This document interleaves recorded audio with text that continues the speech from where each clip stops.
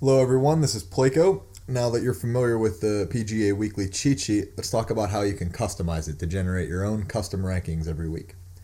The first piece is actually available right on the cheat sheet itself, the player targets. All you have to do is click on the icon to the left of their name. One click will go green for a core player, a second click yellow for a secondary play, a third click for red for a fade, and then a fourth click to turn the target off. So to customize everything else, the key stats, recent form, and course history, and the weighting for those sections, we can click this link here where it says when you're ready to start customizing, click here to get started. The custom settings page is broken into 5 steps. Step 1 being the key stats. We have each of the key stats that we track here at the Fantasy Fanatics listed alongside a checkbox, which you can either check or uncheck to include that stat on the cheat sheet. To the right of the selected stats, you'll notice a drop down that defaults to 1. You can also change it to 2 or 3. This is a custom weighting for that stat.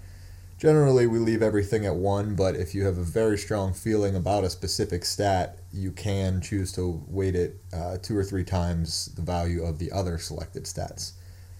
So when you come into this settings page, it's going to default to the site defaults. So that's the 4 stats that you see selected here, but let's say you don't like strokes gained putting this week as much as you like strokes gained tee to green. All you have to do is uncheck to turn it off and then check the new stat to turn it on. All your changes here are auto-saved. The status message will tell you how many stats you have selected and will also warn you if you have too few or too many selected. Although the cheat sheet will work with any number of stats, we generally find that between 3 and 5 is usually ideal. Scrolling down, we have step 2, course history. You can use all the available filters, years, tours, tournaments, and courses to find any past event in our database, and then you can use the checkboxes to select or remove a course from the course history, or an event from the course history. So the filters will default to the current tournament. The site defaults don't have 2009 turned on, so we're going to go ahead and include that course.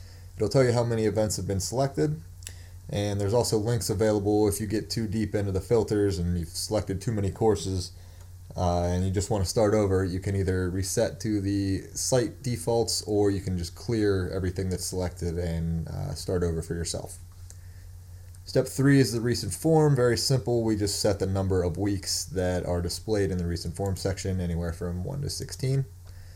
Step 4 is the weights of all 3 of the sections that we've just gone through. So the cheat sheet generates a ranking for each player in each of those categories, and then we have to tell it how strong to weight each of the categories.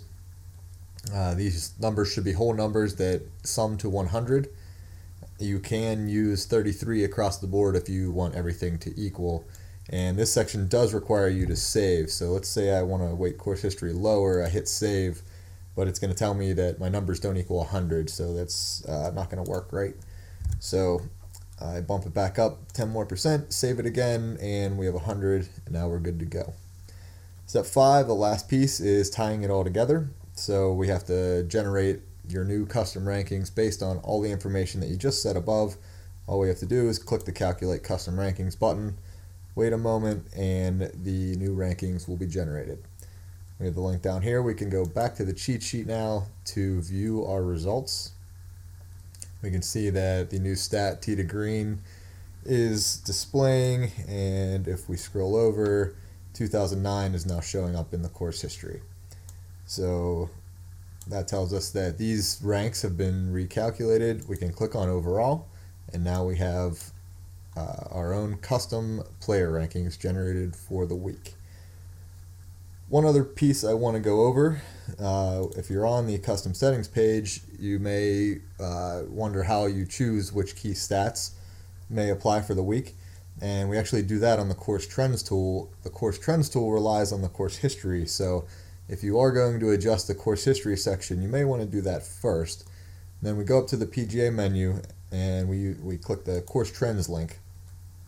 This page will show whichever you choose, winners, top 3, top 5, or top 10 finishers at the courses, as I said, that you've included in the course history section.